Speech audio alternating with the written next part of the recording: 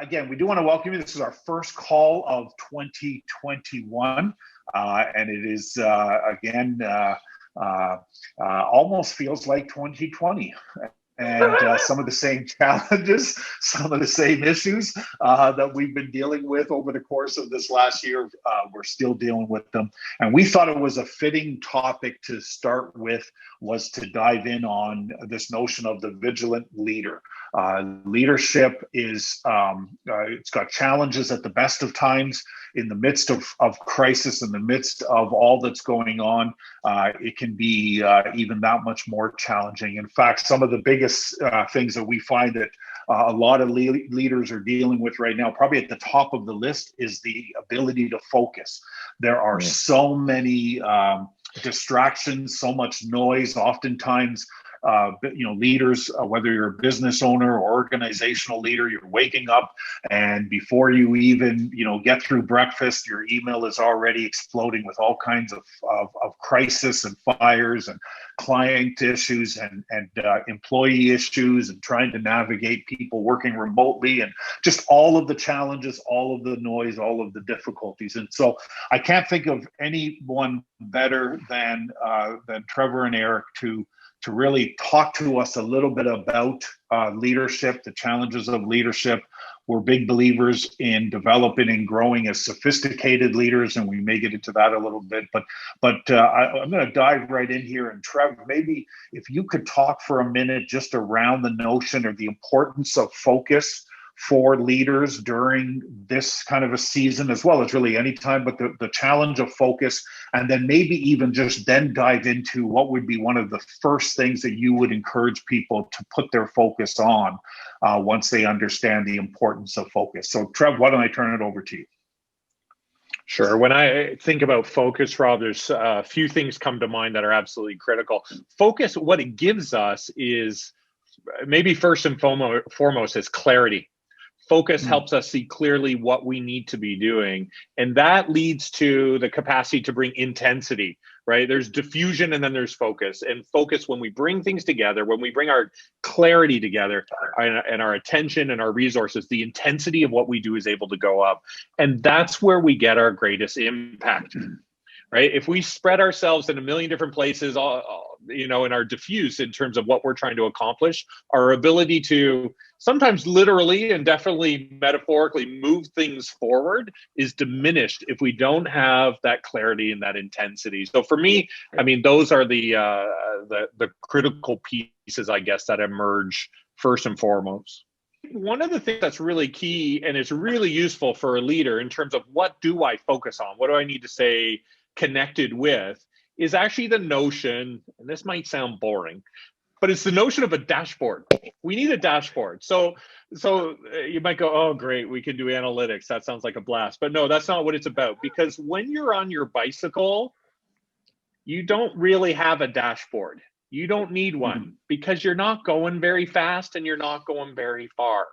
Until you get actually more competitive, and some cyclists have more advanced displays to start telling how fast they're going, how far they're going, all of those kinds of things. When you get into a car, there's a dashboard because you need access to critical information at a glance. You need to be able to glance and know what it is you need to know. And so, of course, we can see it with vehicles as you go from car to race car to jet to rocket ship. All of them have it because not just because you need the information, but you need it immediately and at a glance. And so I think the dashboard needs to deliver that. And what that does is it keeps us focused on what matters most, right? We always talk about what we need is the information we need as little as possible, but as much as is necessary. Right? We don't want to be overwhelmed in it. And I've been in organizations where they've had 127 key performance indicators. And I'm like, I think you don't have any key performance indicators. You can't keep track of them. And when I asked them about those, and this was at a board level in this case, and I asked them, when was the last time they used one of those indicators in order to make a decision? The answer was never. And so what they were doing was tying up an enormous amount of time collecting information that they actually weren't using to take action. And so to me, that's actually like the only light in my vehicle I don't like, which is the check engine, because it could mean anything. Everything else tells me how hot things are, how fast I'm going, how far I'm going. I know exactly what it is. When check engine comes up, I'm like, it just means there's something, but we don't know what. Okay, so that's where I think we need to really do that, because focus on this, because it lets us take meaningful action. And the other thing it'll do in an organization is it ensures accountability as well, because we know whose action is that. And if we're not able to capture it, if we're not able to see it, we're not able to act on it, then we spend a lot of time as leaders trying to figure things out and not able to actually finish anything and get that return on investment that we're after. I love Absolutely. the idea of not just tracking stuff for the sake of tracking it, but tracking the right stuff. I often, with my clients, I'll use the example is when I bought my latest vehicle, when I first kind of went in and set it up, and yes, Trevor, it's a Jeep.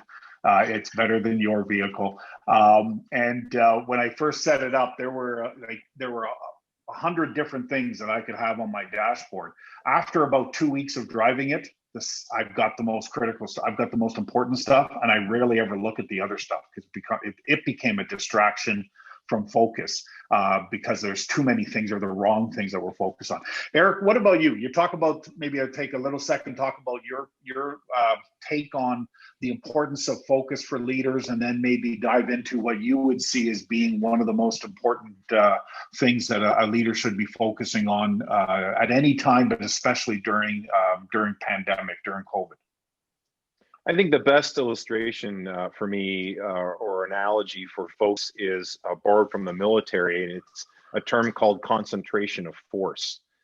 If you're trying to break the enemy line, if you're trying to make an advance right into new territory, spreading yourself out or your forces out across the entire line is not going to do it. What you need is to concentrate significant forces and resources on one point of the enemy's line, and then you're able to actually break that line and get in behind them, and that's typically how you rout the enemy. Focus is like that for us as leaders. If we're spread out too thin, if we're spread out across too many things, if our attention is divided across multiple issues, chances are we're going to fall out of being a strategic leader into a firefighter. We don't want to be the latter. We want to be strategic. And when we talk about the metrics just a moment ago, two things come to mind for me. One, what you don't measure, you can't improve. Right? You've got to have a sense of measurement. You got to know what you're measuring and why it matters. Right? And the other issue is if you have too many things going on, it's not a dashboard. If you're measuring too many things, it's not a dashboard, it's a switchboard. You need to simplify what matters most and focus on that. For me, one of the greatest areas, as we were discussing areas of focus for leaders right now in this current context, let's face it, about a year ago this time, the first case showed up in Ottawa of COVID-19. And our world has changed ever since. Somebody said, well, 2021 can't possibly be as bad as 2020. And then there's the meme on Facebook where 2021 says, hold my beer. Right? And here we go. We're in for much more of the same for a substantial part of this year, at least into the summer, potentially early fall, and the impact of that. The ability for leaders to have had adjusted, the need to adjust and make pivots throughout the season has been critical to success, whether they have been critical to survival, right? Critical pivots in the business so we can survive. Other pivots that have led organizations to truly thrive in this during this time, but the importance of what changes have been necessary and which changes will be permanent versus situational and contextual. In other words, what changes are necessary now, but may not be necessary later on, and what substantive changes have been made to the business that will now become the new way of doing things and will remain. And leaders need to be very conscious of this. There is a tendency in human beings to romanticize the past. Listen, history was always written by the winners, right? It was Trevor actually years ago. I remember using the phrase, well, hindsight's 2020. He said, no, it's not. And I remember looking at him. I said, well, yes, it is. He goes, no, it's not. We remember and see what we choose to see, what we choose to remember. Hindsight's not even 2020. And as we look at our organizations, and as we begin to come out of this season slowly throughout the course of 2021, there's going to be the temptation to get pulled back in to the way things were. I can't wait to get back to the way things were, as though the way things were is somehow the ultimate measure of things and the ultimate measure of success. Maybe the way things were, the blessing of this season has been to blow that up so that we can actually look at our business in a brand new way and say, what is the best way for me to operate? And what is the best way to serve our clients? What is the best way to build a winning team? So this whole notion of what pivots are permanent, which pivots are necessary. And listen, there's going to be a desire to go back to what is comfortable, back to this, again, the way things were kind of notion. I would say the leaders, the best leaders in the days to come are the ones that have been willing and will continue to be willing to embrace discomfort, uncertainty, putting things on the line and willing to take greater risk. Again, not crazy risk that is not based on research and reflection and thought, but I think we do really have to be careful that we get pulled back in. Let me say one last thing on this front, because I know we've got other topics we want to get to. We're all familiar with a bungee cord, right? Everybody know what a bungee cord is? Let me see your hand. You know what a bungee cord is? Most dangerous thing ever invented. Think about it for a second. A big rubber band with 2 metal hooks on each end, right? It's crazy, these things, right? But if you take a bungee cord and you stretch it to its utter limits, right? For a moment, for a few minutes, and let it go, it'll snap back into its original form. Take that same bungee cord, stretch it out to its outer limits, and leave it like that for several weeks. When you let it go, it's not going to go back to its original form. You have now changed its essential form. We have been in COVID for 12 plus months, right? So there is no notion of going back to the way things were. Our leadership, our people, our organizations in many ways have been changed in significant ways, and the sophisticated leader will be focusing on those changes and leaning into them for the greater good of the organization. Yeah, I love that. And I think, for teams, for leadership teams to be having those conversations around what in the way of pivoting, should we be looking to pivot back to, and how should we be looking to pivot differently as we begin to come out of this. I think it's so absolutely right. This is a time like no other time where a business is able to, in many ways, reinvent itself. We talked about this, and I know many of us at Rhapsody have used this language with our clients as they've been trying to figure out and make changes. You can just say, because of COVID. Because of COVID, we're doing things differently. We're doing things in this way or that way. And sometimes those things, you don't need to bring them back just because COVID is now over. So I think this is great. So we know right now our focus as leaders, we want to make sure we've got the right dashboard, measuring the right things. We want to make sure we're doing that well. We're also making sure that we're pivoting, using those metrics to help us to know where we need to pivot and where we don't need to pivot. Trev, another area of focus, and folks, again, want to encourage you to feel free to jump in with questions or comments in the chat line. We are going to open it up. Our intention when we create this webinar style is to provide a lot of information and then give some time for everybody to unpack it, which is why we're really just diving in with a lot of conversation. But by all means, feel free to put stuff in the chat window as well. So, Trev, what would be a third thing that you would suggest that leaders should be considering? We are in a health crisis, which is affecting every system in society. And I think actually focusing on the health of our organizations is critical. And I'd kind of unpack that in 3 ways. One is truly at an organizational level, is to look and say, this is a great time to reconnect, to focus on vision. What are we here to do? Where are we going? To remind people of it, and all of the noise, all of the chaos, to remind ourselves, what are we doing here? What's on the table and what's not. And it's particularly important as we're making changes or pivoting to make sure we're still aligned with where we want to go, right? We're talking about pivoting how we operate, how we move, how we get there, but it doesn't mean necessarily we're changing the destination. So reminding Right. one another of what's this journey that we're on here, I think is incredibly important. And linked to that are our values. Keep coming back to the values of the organization. Some of them might get tested. That's what a good crisis does, is it tests things that we came up with on a nice, relaxing, sunny afternoon. And then we start to see, does this thing actually work or not? What does it look like under stress and under load? Right now, our values are being tested. Our vision is being tested. It's a good time to revisit those and look at them openly and honestly, but also as a way to remind one another of what we're here to do as an organization. At a team level, at the beginning of the pandemic, because we're now, I can't be the only one who knows we're 320 days in, not that I'm counting and the kids are at home. At the beginning, command and control was a very effective and appropriate set of tools to respond to an emerging crisis. So as leaders, we could say, we need to stop this, start that, you do this. It was not necessarily the time to say, let's all get together and think through a plan and work it through over the weeks ahead. We had to act, and we had to act quickly.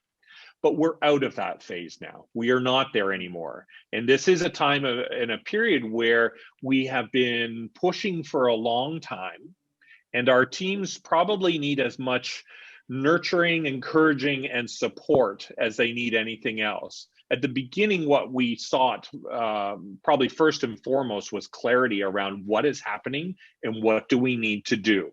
And bit by bit, as some of the pieces have stabilized, even some of the unpredictable pieces are becoming a little more predictable, we can start to say what needs to happen here. But to make sure that our team is reassured, we know that the stress continues to grow. There was, a big discussion, World Economic Forum just today or yesterday, where they were talking in some of the big banks as well, where people are at home saying, where people are hitting their boundaries. We all had an adrenaline rush to do the right thing at the beginning, and we changed our homes and got our setup and we got to work. But now we're living with the implications of that, of an action which was a knee-jerk reaction and an important one and a right one, but it wasn't a strategic one. It wasn't one where we said, for the strategic advantage of our organization, we are now going to work from home from now on and had a deliberate plan. It was a knee-jerk reaction. And so now we need to say, how do we need to adjust to that? If this is going to be longer term, how do we make people feel good, safe, appropriate, protected, enabled, empowered, all of those things so they can deliver while they go through all of the rest that's going with this as well. And finally, around that, I would say the third part of this, in terms of looking at the organization, we got the organization, the team, it's ourself. We need to look very carefully at ourselves, right? There's a great expression on every flight, put your own mask on first. You've got to get your mask on if you expect to help anyone else. We've got to embrace in that level of self-care to make sure that we're checking in on how are we doing really? Are we burning out? Are we giving what we don't have? Are we trying to just out-hustle this thing? Because I'm not sure this can be out-hustled in the long run. I think this is going to take an organizational response that requires strong organizational leadership. So those would be the three things that I would add to that, Rob, under that, focusing on the health of the organization. Awesome. All three equally important. I think all three are critical. Eric, I want to go a little deeper on one of those three, and that's the notion of team. So talk to a little bit as a leader needing to look at your team. What would be some comments, some observations? What would be some encouragement you would provide in that area? Well, with or without COVID, an important stage of any leader's journey is moving from doer to empowerer, where you move from being on the front lines doing all the work to building a team that is going to do all the work. And I think, and it's going to carry the heavy lifting, so you can focus on more strategic issues. I think if there was ever a time that leaders need to focus on their primary team, it's now. Leaders, as Trevor was just referring to, and we all know, I mean, if I just ask the question, how many here have kids at home that you're homeschooling right now while trying to run your business? I mean, I don't know how many calls I've had in recent weeks where you could just see the strain on the leader's face as they are frustrated because they feel like they're failing on both fronts, right? They feel like they should be more present with their kids. They feel they should be more present in their business, and they don't feel like they're doing either very well. And that's just one of the many disruptions and factors that is stressing leaders out currently. There's so many more that a leader really needs to be investing in their primary team. I was having a conversation, and when I talk about your primary team, depending on the size of your organization, if you're a larger organization, I'm talking about your middle management. If you're right, if you've got a number of managers that then manage your staff, if you've got a smaller team, then again, whoever your core essential team is, these are the folks that you should be focused on in terms of your attention, your support, your accountability. These are the folks that are going to help your organization be more resilient. And we need to understand the toll that the last year has taken. I think I was talking to some leaders today. I think there are a lot of us were in late fall of last year. We saw the light at the end of the tunnel, or at least we thought, and we thought we're finally, by Christmas we're going to be okay, and right. And to have that door closed and the season yet extended, I think was disheartening to a lot of people in ways that perhaps we weren't even aware of at the time. But I know there's a lot of leaders right now that are feeling this pressure. And so the need for us to be turning up the empathy factor, turning up the compassion. And that is not to then just let go of business results or ignore those. Of course not. These two things are not against each other. They're not opposing forces. We can do a phenomenal job and care for one another and support one another through a difficult time. Those two things are two sides of the same coin. And I think a leader really needs to be making sure that their people are okay. And that's not just sending them an email. That's especially with remote work right now. Many of us that are in those types of environments have lost the benefit of informal communication, where we could just walk into someone's office, or we could just meet them in the lunchroom or down the hall and check in and just have that informal moment of compassion with them. But we've lost that now. And most of our communication is, hey, did that report go out? And hey, did this get done on time? And are you going to be at the meeting? And most of our communication is formal now. So it's easy to lose sight of that human factor. And picking up the phone. I think one of the most important things a leader could be doing right now is, going through, calling their people, get off Zoom, make a call, right? Because it's funny how Zoom now has become almost like, right? It used to feel so personal, and now it almost feels so businessy because we use it so much. That a call, just, hey, I was thinking about you today. How you doing? It can go such a long way in helping our team, get through this. And in the bigger picture, your focus should always be on that team to help them continue to grow.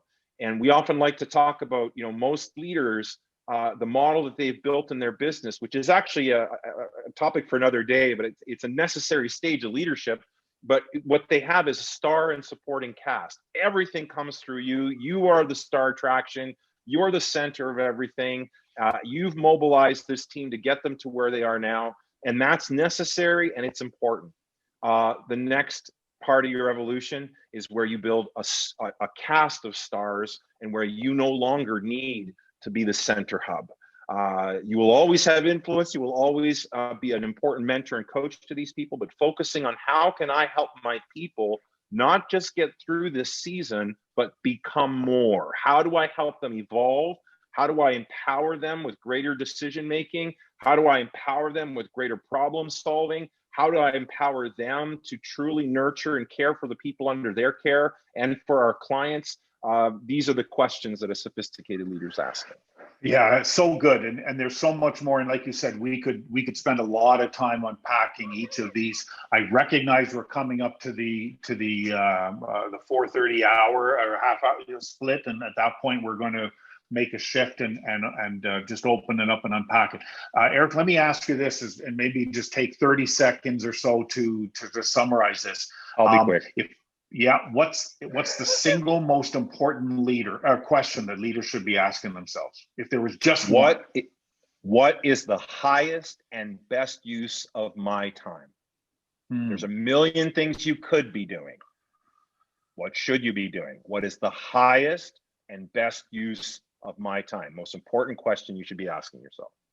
All right, here's what I'm going to encourage everyone to do. Even as I'm talking, most of you are on your computers, you've got your phones with you. If you've got your calendar available, I want you to, over the next 2 or 3 days, sometime in that time, block off half an hour in your calendar. And what you're going to do is you're going to wrestle with the question that Eric just gave.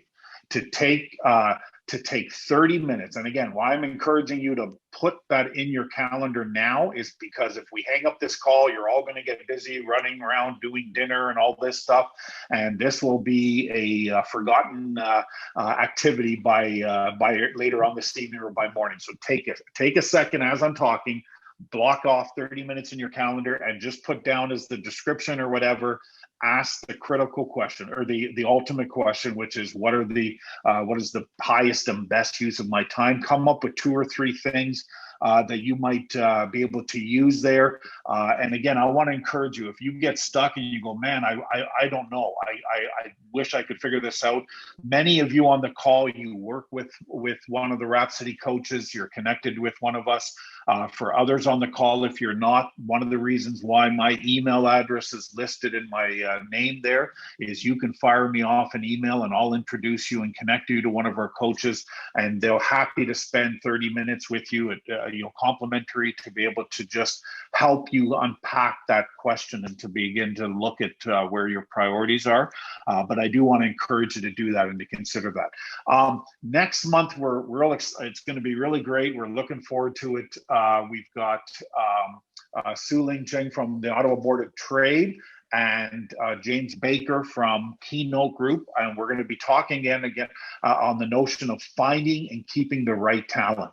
Right now, it's a challenge for some. In some cases, it's hard to find anyone. In other cases, you've got all kinds of options out there, and we're going to revisit this. We've talked about it in the past, but we think it's a great topic, and we're going to bring them into to focus in and invite them to be part of the conversation. So want to also encourage you, if you know some people that want to, that you think should be on these calls, we have the call. We often have, as we do today, we've got about 28, 30 people on the call here on Zoom. We've got a bunch of people in the Facebook group, but then we have lots of people that will watch this call afterwards that don't have a chance to be here live.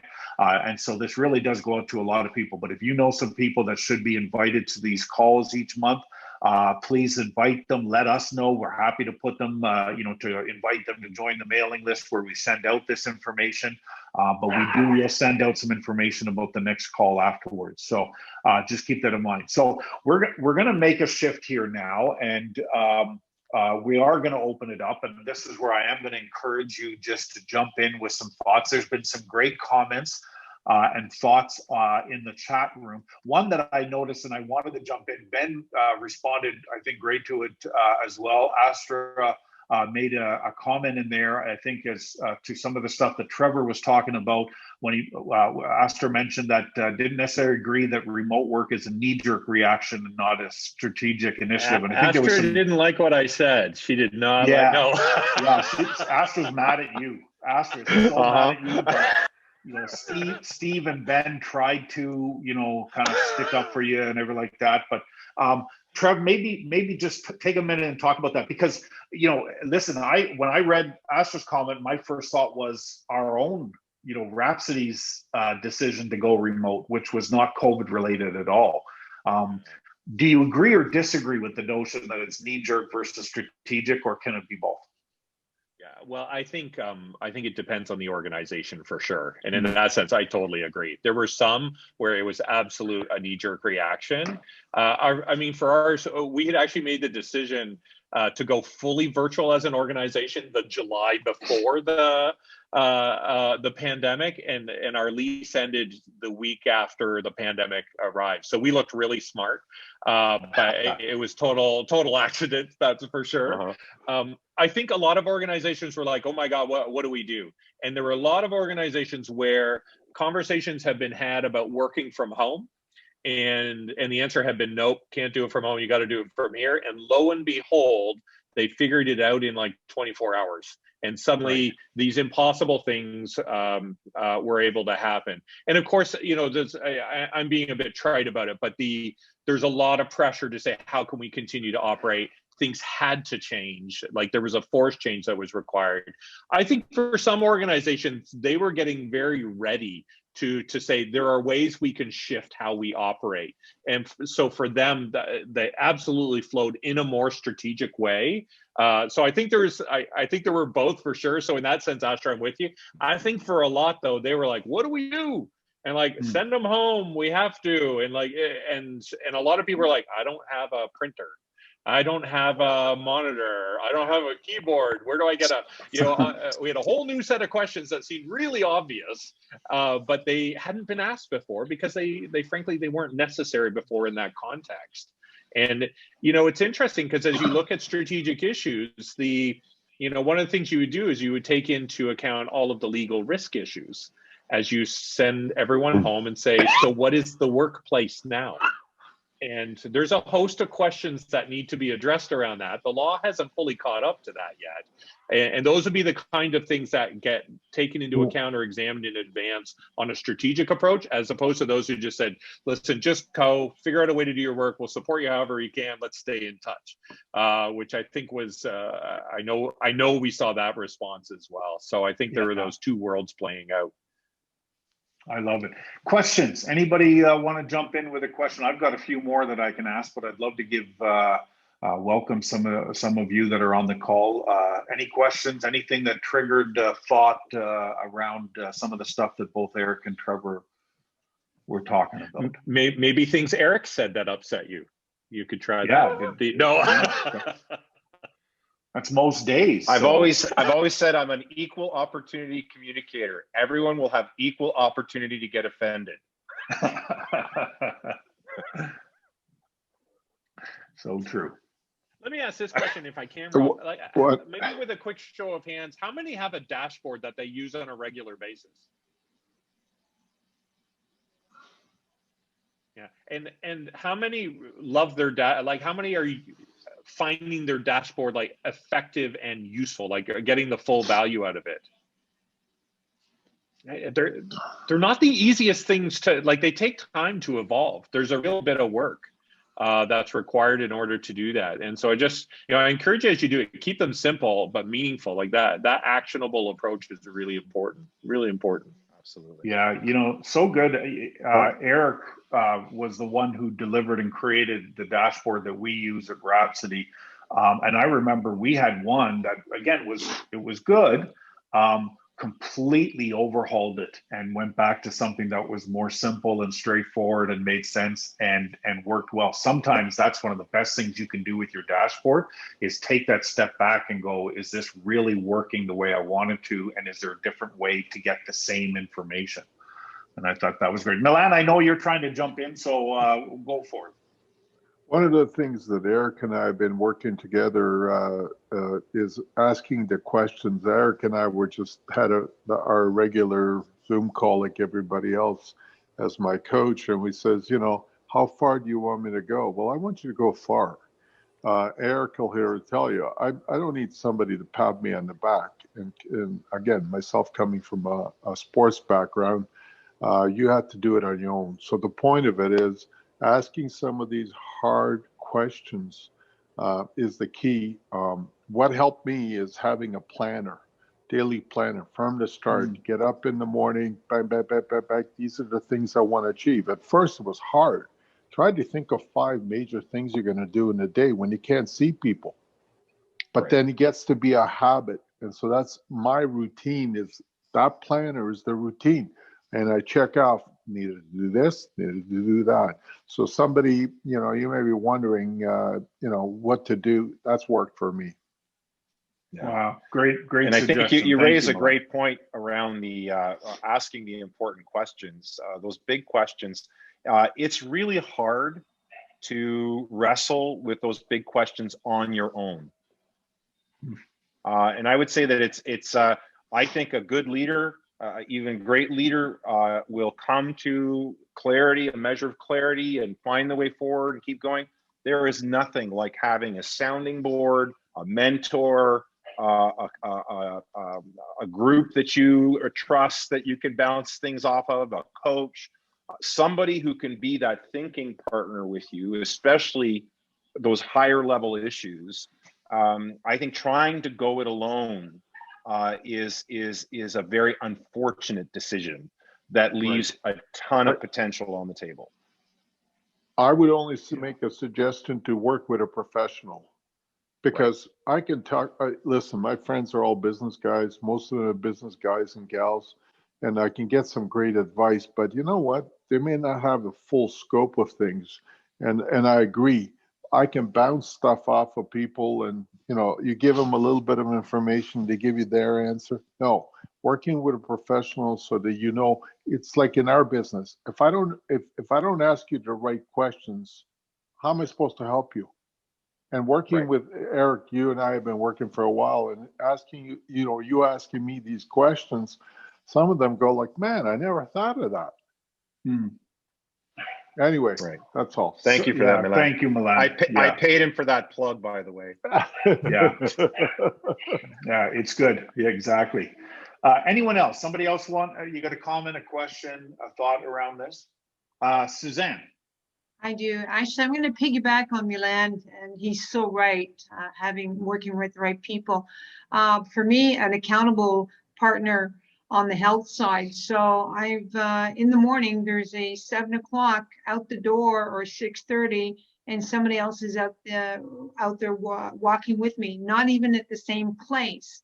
And if that person can't walk, well, too bad. You've got to stay on the call while I finish my walk. So it was just something that kept us accountable, and then my day starts like that, of course. But accountability is a big one. Yeah, absolutely. Yeah, absolutely. Great point. Let's face it. If I can just add to that quickly, sure. Rob, thank you for that, Suzanne, because the reality is many people would say that the rituals, habits, and things they did to take care for themselves have taken somewhat of a hit throughout the last year. And it's shifted about almost to a let's just get through, as opposed to I need to do the things that are going to make sure that I'm healthy. Okay. So I really want to recommend revisit those rituals, revisit those habits. This is going to be with us for a while, folks. There is no just muscling or hustling our way through. We're going to do this smart. We're going to do it intentionally. We're going to do it deliberately. What are the choices you need to make, the habits you need to develop, the rituals you need to return to make sure that you're healthy as a leader, physically, mentally, emotionally, right? Incredible opportunity as leaders. And, this is a season in which organizations in many cases can really rise to the occasion. And so much of that is based on the role that the leader plays. And it's so important for leaders to be able to recognize. I loved so much of what was discussed today, and certainly, got some notes myself and some things that I can take and recognize, because there's some real value in making sure that I'm healthy, I'm strong, my team is healthy, my team is strong, my organization is healthy and strong, and to do so much of what we've been discussing here. We've got time for one more question or comment. If somebody has something that they want to add to this, and if not, then there's never a penalty to finish a few minutes early, but want to give that opportunity if somebody has a comment or thought they want to throw in as they've been listening to this today. Bob, I see you unmuted. Yeah, I'll jump in very quickly, because I asked Eric this question in our last conversation, and maybe a comment and a tougher question because it might be general, but I'm also struggling with the balance between finding how much do we talk about COVID with our employees, on a daily basis, because they're getting tired of it too, right? So it's staying on top of mind to go, hey, it's on top of my mind as a leader. I've got to, every day, what's going on, what are the new protocols, what's happening, But then how much today are we sharing with our employees on a daily basis?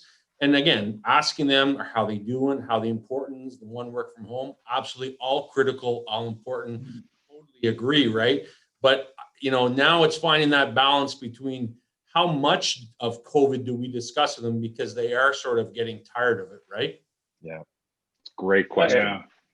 Maybe I can jump in on this one, and it's great to meet you, Bob. Thank you. I'm glad you're here. It's a great question. Also, a big hello to the busload that arrived from Miller McConnell that I see. I see so many of you here today. Yeah, welcome. Glad you're here.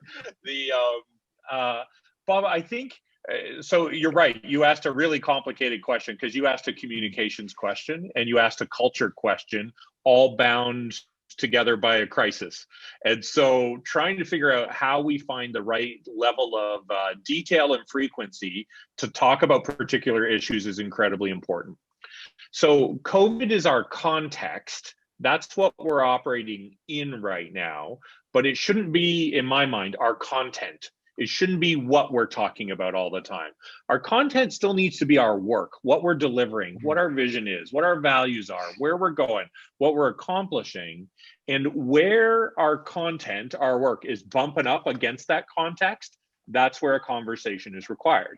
And so if there's a health protocol required, then you need to address that. If there's a rule change, in the same way that if there's any other regulatory change or administrative change or taxation change in our business where we need to advise our team in order to do their work, I think it's important to raise it, make sure that protocol gets established, circle back, make sure people have got it, and then let it operate. Because, it's really easy to fixate on this as well. And then what we're doing as leaders is we become fixated on our context instead of on our business. And we don't want to be contextual leaders. We don't want to just get knocked around by whatever the circumstances are. We want to be vision-based leaders where we know where we're going, and regardless of the context or the circumstances we're facing, we're going to continue to navigate our way through it. So it has to be discussed, right? That's the reality of it. But we don't want to just hammer away at it. Otherwise, the team and the conversations, and as leaders, people will do what we do and say what we say. So if we talk every time we see them about COVID, they'll go, oh, this is what we do. And so we want to help people realize there's a balance that's required. And it's even worth raising sometimes within the organization to say, listen, with COVID, do we need to talk about this all the time? There's some things we need to. Here's how we're going to approach it. Our first and foremost, our opportunity and our focus needs to be on what we're delivering as an organization, and where it touches it, that's important. And where you're struggling with it, you be sure and raise it with us, and we'll check in from time to time. But I think there's a bit of a cultural piece there too, Bob. Every organization is a little different in terms of what kind of tolerance they would have for those conversations. And so it's a bit of a read of your team as well to start to say, okay, how much of this will be useful? So I guess that would be my response to how to approach that. Love it. I think this is good. I'm going to jump in here just because of the time. Want to encourage everyone. Tomorrow is going to be is of course Bell Let's Talk Day. It's going to be a real emphasis across Canada on mental health. We talked a little bit about it today, the importance of looking after ourselves. Gathering together with other leaders can be such a encouraging, rewarding way to be able to make us feel like we're not alone. And so part of why we do these calls once a month is for that reason, for other business leaders to come together to connect and interact with each other. And so encourage you to keep them in mind. The next one is February the 17th. In fact, it will be the third Wednesday of every month at 4 o'clock. So you can go ahead and even make that a recurring appointment in your calendar, and then we'll give the topics to you. You can make the decision whether to join or not. But again, the next one is on finding talent. We're going to be talking about rethinking conflict in the future, moving forward, talking about creating meetings at work, all kinds of great topics. Really hope that you can be a part of these. Again, thank you everyone for being a part of this call. Certainly share it. It'll be live, or it'll be out on our social media channels later on, and we encourage you to share it with others. Have a great rest of your week, everyone. And again, thank you, Eric and Trevor, for taking the time to lead us through this topic today. See you later, Thanks, everyone. Thank you.